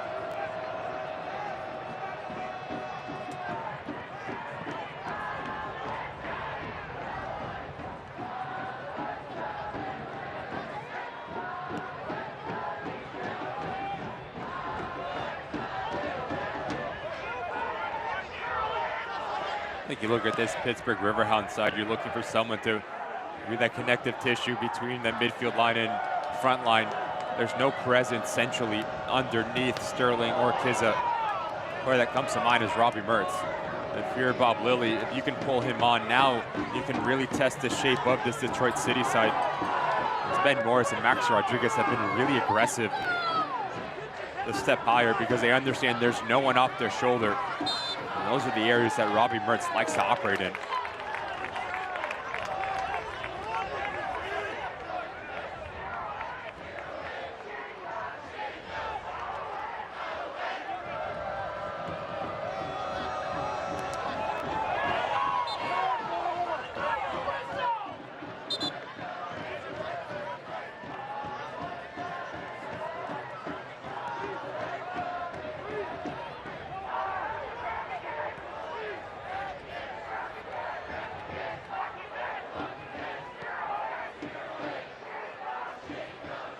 Sample, Forbes.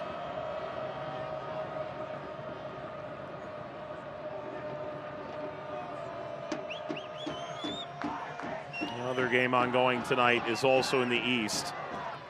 Guinzotti's goal for Indy still the difference against Rhode Island. 1-0 Indy 11. As they try and stay in the top 4, Rhode Island would fall into 8th if these two results hold. That game is over on ESPN+.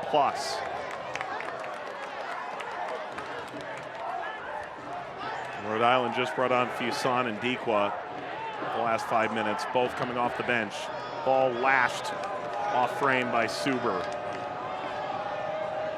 You know, you look back, Ricky, in October and November, and the difference between the team that made the playoffs and the team that didn't, the team that got a home game and the team that didn't, the team that wins the title and the team that doesn't, is how you handle these early August games. It's hot and it's humid, and you just played on the weekend, and you have to find a way to give your best account, take something out of this game, even if it's a hard-earned point on the road for Pittsburgh or another point for Detroit against a Pittsburgh team that's so often been a thorn in your side. I think both managers understand that. They've had experience in USL Championship, whether it is Danny Dichio with Sacramento, Bob Lilly with the Riverhounds.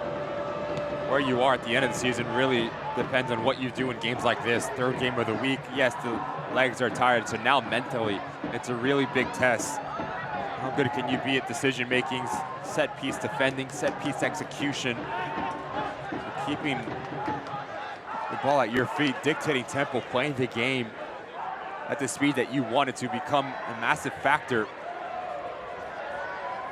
Steinwasser trying to dribble around Keziah Sterling. And what's the old baseball adage? You win 50, you lose 50. What do you do with the other 62? Unless you're the Chicago White Sox. 50 is not a guarantee. I knew that was coming. Yeah. South side stand up. Morris. Rodriguez stripped. Sterling bumped off by Maxi Rodriguez. Carroll. Morris. The idea was good. Matthews. Etu. Well, once again, when Ben Morris picks up this ball, Yazid Matthews and Reese Williams are both showing the same look. They both want the ball to feet, and as Ben Morris continues his run, that's when Reese Williams starts to break. If you're Yazid Matthews, you want to stay high. You want to pin back Suber and Hogan. Result of that, now you afford the players underneath you a little bit more space to operate in. But as you continue to come down to feet, you're squeezing the game. That's not what you want when you're in possession.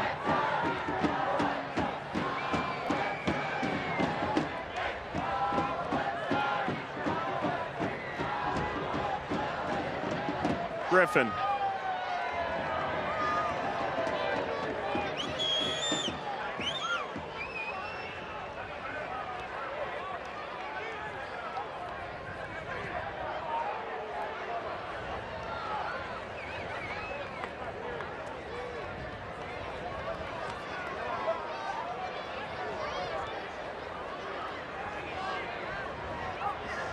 Sample. Sterling. Looping off the head of Michael Bryant.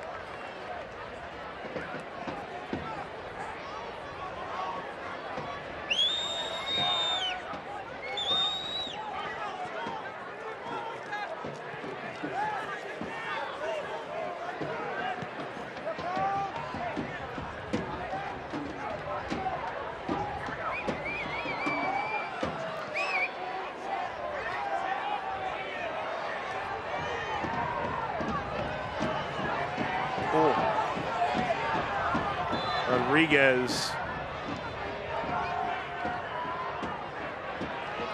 goes down as well. That is an awkward landing for all involved.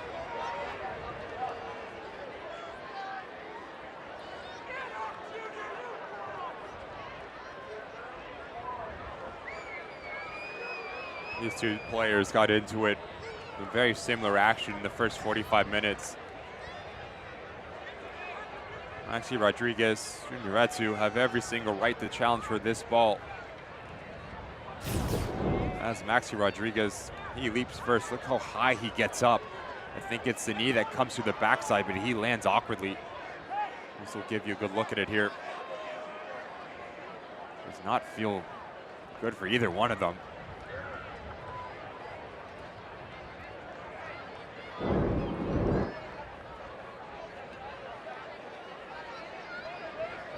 Said it Saturday. Nick Marcanic's got 20 goals. Wilson Harris is having a career year in Louisville. Danny Vitiello for Sacramento, midseason player of the year, voted on by the fans. There are very few players that are more impactful to their team in this league than Maxi Rodriguez. Few players embody the ethos of a club and its fan base better than he does. The fact he gets up here is a good sign. Double change coming for Pittsburgh. They made 2 changes already in the half, so 3 and 4, second window utilized. Sample comes off after 80 minutes, and that's the guy you were waiting for. So Walty in, but also Robbie Mertz.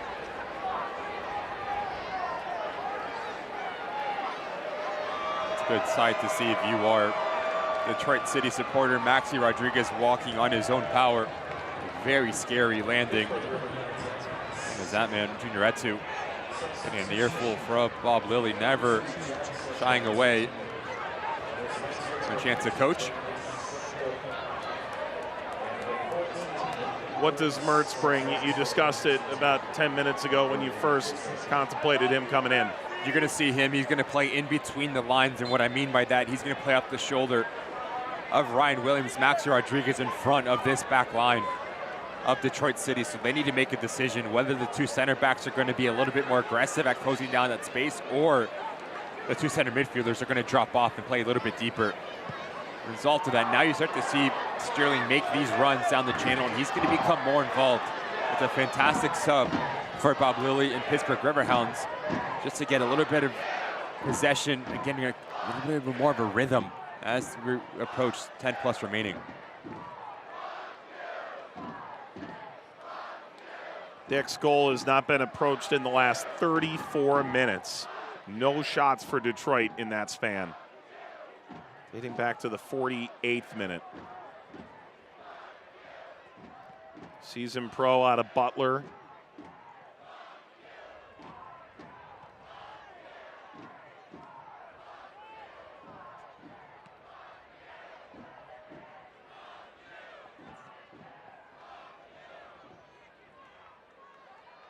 Bryant.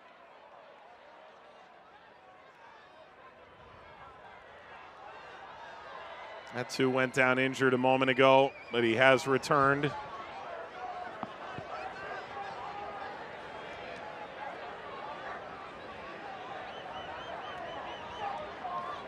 Rodriguez. Sterling got a couple games in early in his career at Tottenham.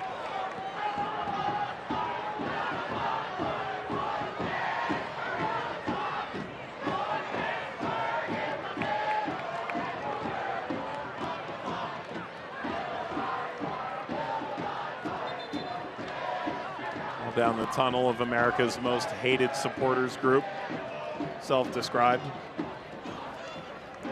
You and I mentioned it. Here comes Espeleta, the man after both our hearts, the Creighton Blue Jay turned Fordham Ram, turned Detroit City trialist. Took a few weeks for him to latch on, but latch on he did. Started for the first time against Rhode Island on Saturday. Comes off the bench now for his 6th appearance. And he's going to play central underneath Yazid Matthews, and Reese Williams will now be the wingback for Danny Dichio for the remainder of this match. Talk about a team that has a lot of looks and a lot of flexibility in terms of their personnel.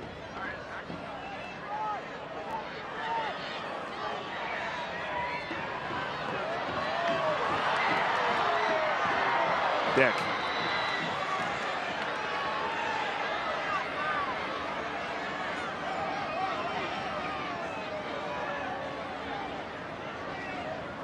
Griffin. 7 minutes in stoppage to find the difference. Pittsburgh won at Highmark alongside the Monongahela 3.5 months ago. The first meeting between the teams, and head-to-head would be a difference maker at the end of the season for two teams that are only 4 points apart with about 3 months remaining. Matthews. Excellent hold-up play. Espeleta pursued. We'll tell you the USL Championship is on CBS Sports and ESPN platforms all season long, so you can catch live matches and expert analysis every day on the CBS Sports Golazo Network, the ESPN Plus. Go to uslchampionship.com for the complete USL TV listings. See the League One final later this year for the first time here on CBS Sports Network, and you'll see the USL Championship final the first time on network television later this year on CBS.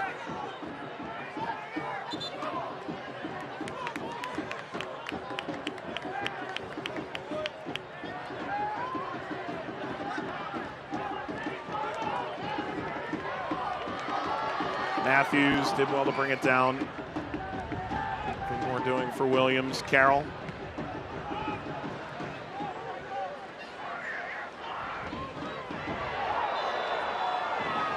Hard-earned foul. That comes with a card. Espeleta only just got here. Booked nevertheless. Came on for Sheldon less than 3 minutes ago. Tell you what, Junior Etu has been through it. 81 minutes, very physical. That's a rash challenge. Espeleta, watch how high his left leg is. Very fortunate, it's only a yellow card. If he makes different contact. 100%, his studs are exposed. Instantly puts his hand up, trying to plead his innocence. Some players plead for innocence, some ask for mercy. I think that may have been the latter. Header snapped across, bounces high, contact edge of the area, free kick. What a place to win one. 20 yards from goal with 4 minutes remaining.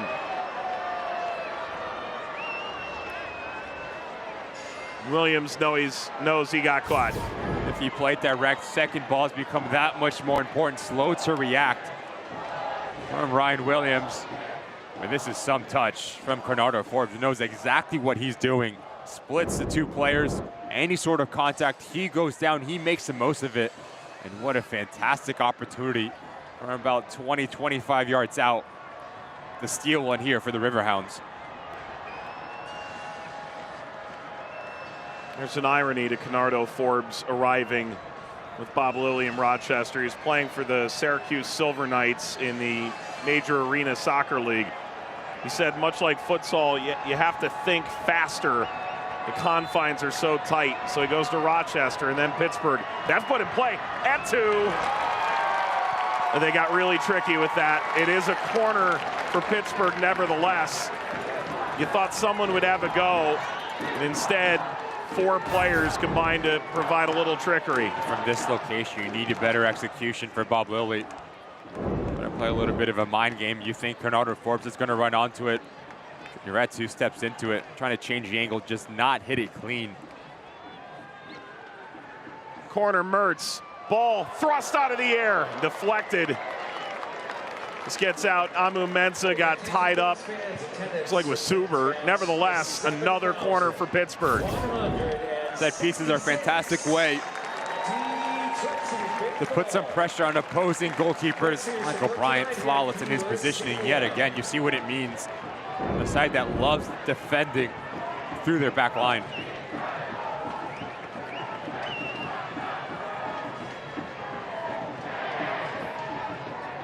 Forbes meanders back to the ball at the end line. Decompression for Detroit.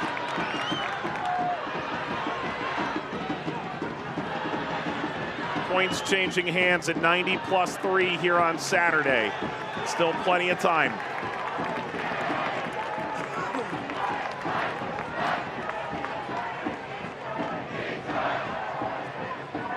We spoke with a number of players in Detroit where the first couple games of this winless streak, they felt like they were way off.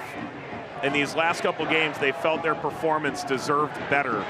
But until you put the 3 points on the board, it continues to linger.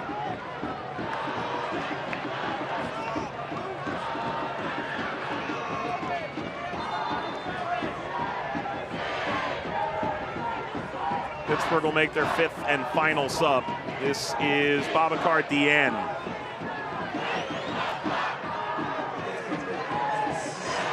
Senegalese striker replaces Etu, who, as you mentioned, went through the ringer tonight. He's on the wrong end of a lot of physical actions in your Etu. But Dieng gives you another body high up the field. So expect this Riverhound side to play a lot more direct for the remainder of this match and try to fight for second balls.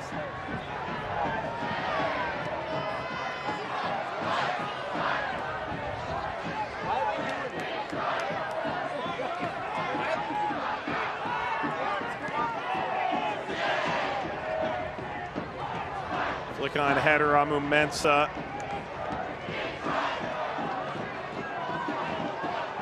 Hogan. Long by Dieng. Clearance soars overhead. Carroll Alongside Mertz.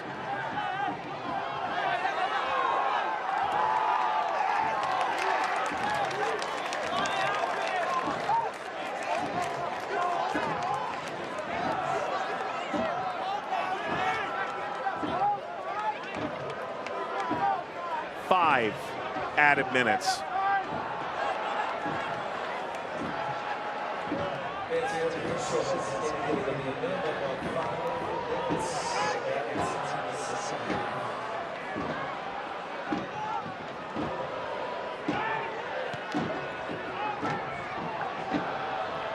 Detroit releases the smoke.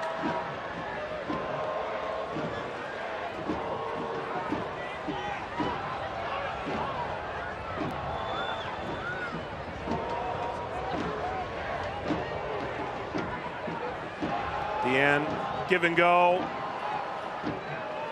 Carroll, that's a vet. And that's a young player in Deanne showing too much aggression.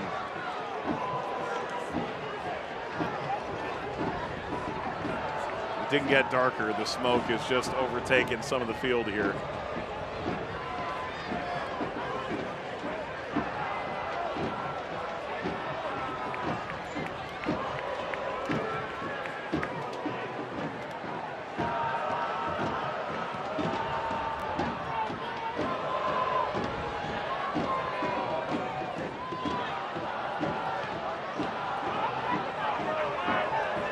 Out into space. Sterling hangs the service backside over Walty. Dishes inside, that falls kindly. Turning, firing, deflecting toward the wall and out. Corner for Pittsburgh. Slow to step up, it's Michael Bryant, so now Cornado Forbes is onside. Really clever reverse little pass in here. Right side of your screen, slow to recognize, to squeeze this thing in front of you. A little bit of deflection right in front of Nate Steinwasser. The Riverhounds showing a little bit of muscle to end this game here.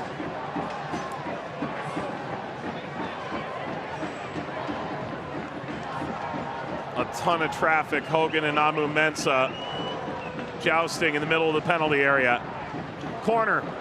First ball's away. Walty. I may hop the train halfway through stoppage.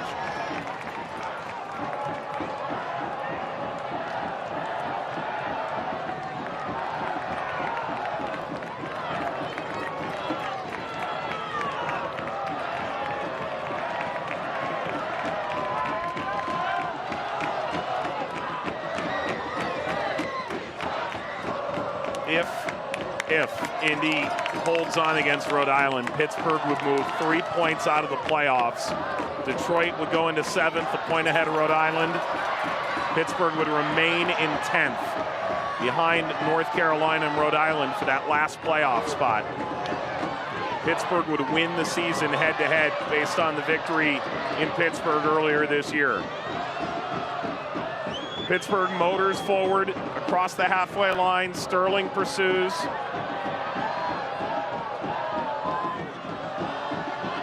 Espeleta gave it away. Griffin.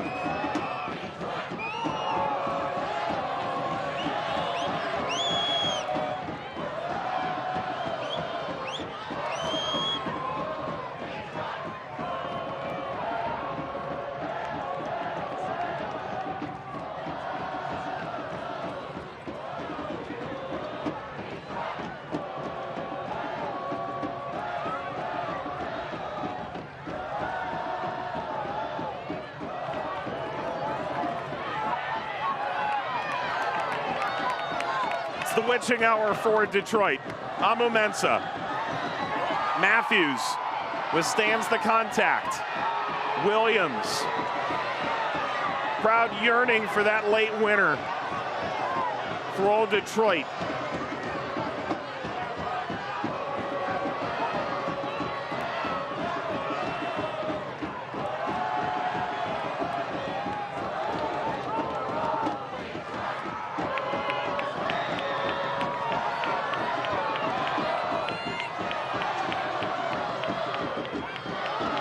Ball floated ahead. Williams brought it down. Williams! Ball knocked down, and Dick's got it. Dick to the rescue in the waning seconds.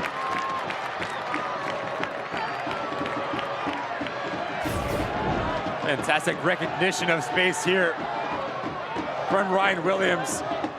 As Espeleta challenges for this ball, he's biting for the second action. He's preferred left foot. Good save from Dick. And that's it. Dick ends it with a tremendous save right at the end. And Pittsburgh and Detroit will share the points. Tonight could have been a 6-pointer or a 2-pointer. We get the latter. Ultimately, the winners of this game, you could argue, North Carolina, Rhode Island, as Pittsburgh and Detroit failed to take the full allotment tonight. We'll wrap this one up on the other side. Detroit and Pittsburgh finished 0-0.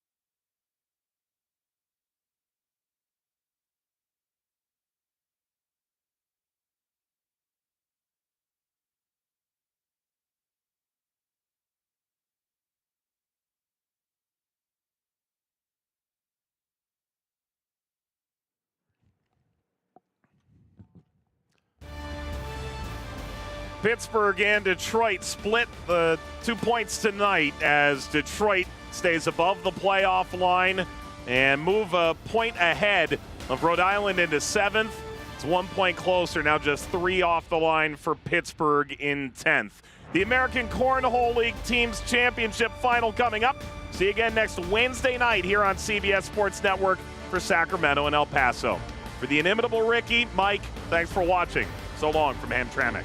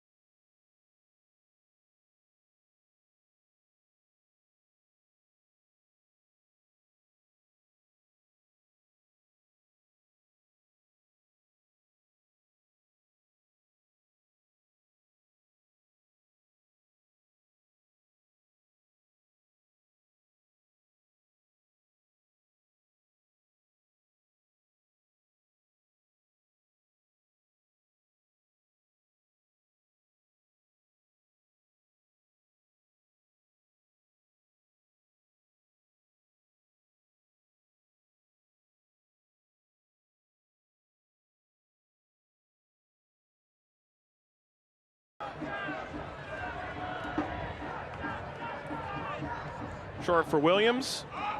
Cedeno came available. That's a foul. Could well come with a card. You bet it does. Needs to be frustrating for Danny Dichio.